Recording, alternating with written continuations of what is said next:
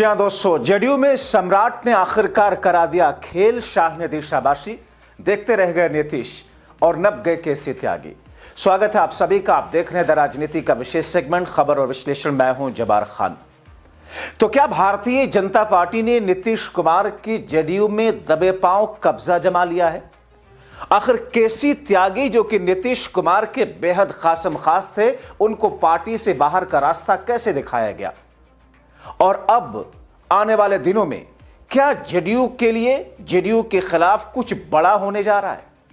विस्तार से दोस्तों आपको सब कुछ बताते हैं। दोस्तों, सबसे पहले आपको बताएं कि जेडीयू के शीर्ष सूत्रों के मुताबिक जो खबर आई है कि जेडीयू के वरिष्ठ नेता नीतीश कुमार के खासम खास केसी त्यागी का जेडीयू के अंदर, पार्टी के अंदर अध्याय समाप्त हो चुका है। हाल के दिनों में केसी त्यागी के कुछ बयान और गतिविधियों को लेकर पार्टी के भीतर असंतोष जिस किस्म का था, वो दरअसल दिल्ली के आला कमान बीजेपी की और बीजेपी के दबाव के कारण अब इस स्टेज पर पहुंचा। सूत्र बताते हैं कि भारतीय जनता पार्टी की मोदी सरकार के स्कीमों, उसके फैसलों और खास तौर पर वो बांग्लादेश का मुस्तफिजुर रहमान वाला खिलाड़ी वाला मामला, जिसे केंद्र की सरकार ने बाहर करवा दिया था बीसीसीआई से, उस पर आलोचना दरअसल केसी त्यागी को पार्टी से बाहर का रास्ता दिखाने के लिए बीजेपी के दबाव के बाद काफी था। सूत्र बताते हैं त्यागी ने पार्टी लाइन से अलग रुख अपनाया, जिसके बाद अब जेडीयू उनसे दूरी बना चुकी है। पार्टी प्रवक्ता राजीव रंजन के हालिया बयान से यह साफ है कि जेडीयू का अब केसी त्यागी से कोई संबंध नहीं रह गया। दोस्तों, माना जा रहा है कि केसी त्यागी को दिल्ली में बैठकर हर मुद्दे पर टिप्पणी करना भारी पड़ गया, क्योंकि त्यागी हर मुद्दे पर अपनी बेबाक राय रखते हैं। पार्टी में बैठी जेडीयू की लीडरशिप इस बयानबाजी को बीजेपी के दबाव में अब बर्दाश्त नहीं कर पा रही।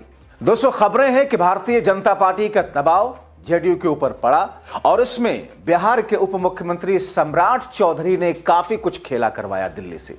सूत्र बताते हैं कि जब एनडीए में मतभेद की खबरें आई, इससे पहले भी आपने देखा था कि कैसे कैसे अगर बीजेपी की केंद्र की मोदी सरकार कोई फैसला ले रही है तो उनके सहयोगी दल को आंख बंद करके उन पर एकदम हाथ जोड़ लेना है, लेकिन केसी त्यागी ने ऐसा नहीं किया। तो ऐसे में एनडीए के बीच एक अलग राय और मतभेद की खबर, जिसे दबाने के लिए सहयोगी दलों से बातचीत और कोऑर्डिनेशन बनाए रखने की जरूरत महसूस की गई। केसी त्यागी ने हाल में बिहार के मुख्यमंत्री और जेडीयू के राष्ट्रीय अध्यक्ष नीतीश कुमार को, अभी दोस्तों देखा आपने, भारत रत्न देने की मांग उठाई थी। बाकायदा पीएम मोदी को लेटर लिखकर इसकी मांग की थी। अपने पत्र में त्यागी ने लिखा था, जैसे पिछले साल चौधरी चरण सिंह और कर्पूरी ठाकुर को भारत रत्न की उपाधि से नवाजा गया, उसी तरह नीतीश कुमार भी इसके पूरी तरीके से हकदार है। लेकिन जेडीयू ने इनकी इस मांग से किनारा कर लिया। जेडीयू प्रवक्ता राजीव रंजन ने कहा, केसी त्यागी की इस मांग का पार्टी के आधिकारिक स्टैंड से कोई लेना देना नहीं। दरअसल वो जेडीयू के साथ हैं या नहीं, इसलिए उनके बयानों और उनकी विज्ञप्ति को उनके निजी क्षमता में दिए गए बयान के तौर पर लेना चाहिए। कौन कह रहा? जेडीयू के प्रवक्ता कह रहे।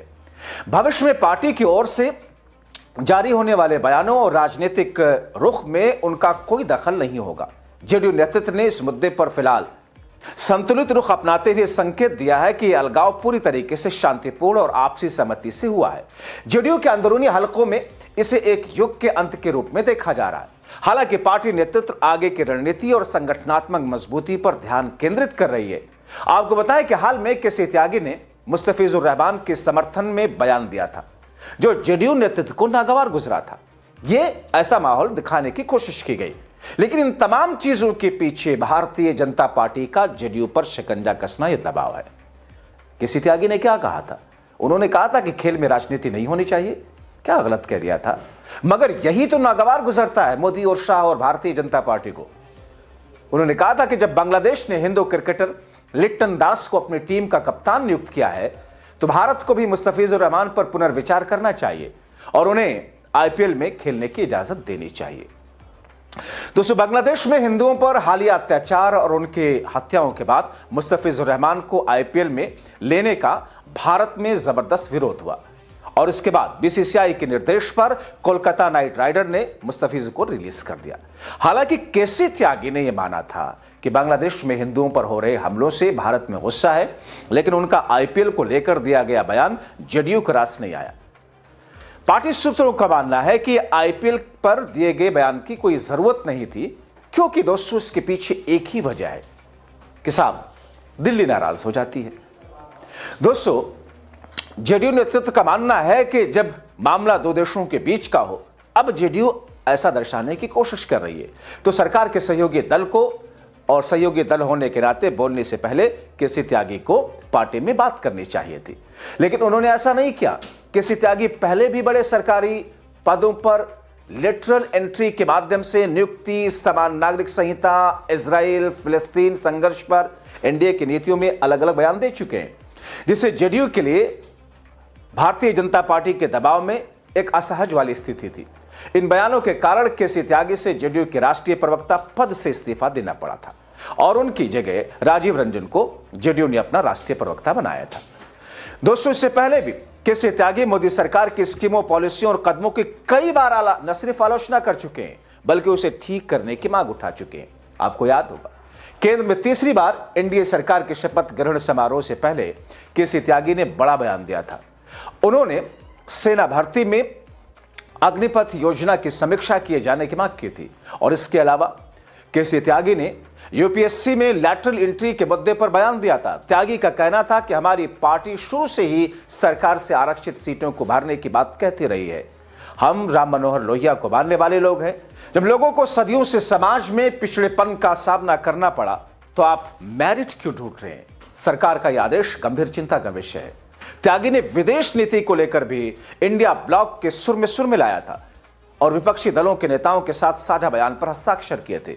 केंद्र सरकार से इजराइल के हथियारों की सप्लाई रोकने का आग्रह किया था और इसके अलावा केसी त्यागी ने वक्फ बिल, यूनिफॉर्म सिविल कोड जैसे कई मुद्दों पर पार्टी लाइन से अलग बयान दिया था। यह बताया जा रहा है कि उनके बयान पार्टी लाइन से हट करके थे, क्योंकि वक्फ के मुद्दे पर आपने देखा जेडीयू ने मोदी का सपोर्ट किया था। दोस्तों, केसी त्यागी के बारे में कहा जाता है कि वह पार्टी के अंदर दिल्ली बनाम पटना की पॉलिटिक्स में फंस गए। दरअसल हाल में त्यागी की लगातार बयानबाजी जेडीयू के केंद्र और राज्य नेतृत्व के बीच सत्ता संतुलन और राजनीतिक फैसलों में मतभेद की खबरें सामने आई। त्यागी राष्ट्रीय राजधानी में पिछले 2 दशक से पार्टी के प्रमुख चेहरा है। लंबे समय से पार्टी के प्रवक्ता रहे, रणनीतिकार भी रहे। दिल्ली में रहते हुए संगठन के राष्ट्रीय स्तर पर गतिविधियों में महत्वपूर्ण भूमिकाएं निभाते हैं। त्यागी को खुद नीतीश कुमार का बेहद करीबी माना और समझा जाता रहा है। आपको केसी त्यागी के बारे में बताएं कि साल 2000 के दशक की शुरुआत में जब जेडीयू ने एनडीए में एंट्री ली, तब केसी त्यागी को पार्टी के प्रवक्ता और रणनीतिकार के तौर पर जगह मिली। मीडिया में पार्टी का चेहरा बने। बिहार की राजनीति में नीतीश कुमार के नेतृत्व को राष्ट्रीय स्तर पर मजबूत करने का काम किया। 2015 में जेडीयू ने बीजेपी से अलग होकर राष्ट्रीय जनता दल और कांग्रेस के साथ गठबंधन बनाया। उस दौरान त्यागी की भूमिका सीमित हुई, चूंकि पार्टी के फोकस में बिहार की राजनीति और लालू के साथ तालमेल बनाना रह गया था। महागठबंधन का एजेंडा बिहार के क्षेत्रीय मुद्दों पर केंद्रित था। ऐसे में त्यागी की राष्ट्रीय स्तर की भूमिका में कुछ कमी आई थी। 2017 में नीतीश कुमार ने फिर से बड़ा राजनीतिक कदम उठाया। आरजेडी कांग्रेस का साथ छोड़ा, एनडीए में वापसी की। त्यागी का कद फिर बढ़ा। राष्ट्रीय राजनीति में जेडीयू के प्रमुख चेहरा बने। बीजेपी और अन्य एनडीए सहयोगियों के साथ तालमेल बिठाने की जिम्मेदारी दी गई। साल 2020 में जब बिहार में जेडीयू बीजेपी की सरकार थी और पूर्व केंद्रीय मंत्री आरसीपी सिंह, जो कि अब बीजेपी के नेता हैं, तब जेडीयू के थे, जेडीयू के राष्ट्रीय अध्यक्ष बनाए गए, तो त्यागी ने पार्टी प्रवक्ता पद छोड़ दिया था। 2022 में जब नीतीश कुमार ने फिर से एनडीए से अलग होकर के महागठबंधन में वापसी की, तो त्यागी की भूमिका और ज्यादा जटिल हुई। त्यागी को जिम्मेदारी दी गई कि वो राज्य और केंद्र स्तर की राजनीति के बीच सामंजस्य स्थापित करने में मदद करें। दरअसल त्यागी अपने संवाद राजनीतिक कौशल के लिए जाने जाते हैं। उनको मीडिया और जनसंपर्क का जिम्मा सौंपा जाता रहा।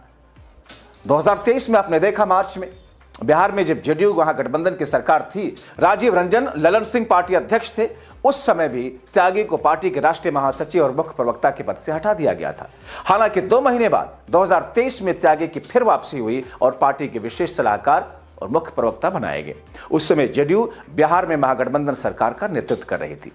2024 में जेडीयू फिर से एनडीए का हिस्सा बनी, तो त्यागी को फिर मुख्य भूमिका में देखा गया और जेडीयू की तरफ से पक्ष रखते देखे गए। हालांकि इस बार अब जो कुछ स्थिति सामने आई है, अब केसी त्यागी को जेडीयू से बाहर का रास्ता दिखा रही। मगर इन तमाम चीजों के पीछे सम्राट चौधरी और अमित शाह का दबाव माना जा रहा, क्योंकि नीतीश अब इस स्थिति में नहीं रहे कि वो बीजेपी की हां में हां ना मिला सके। आप क्या सोचते हैं? अपनी राय कमेंट बॉक्स में जरूर लिखें।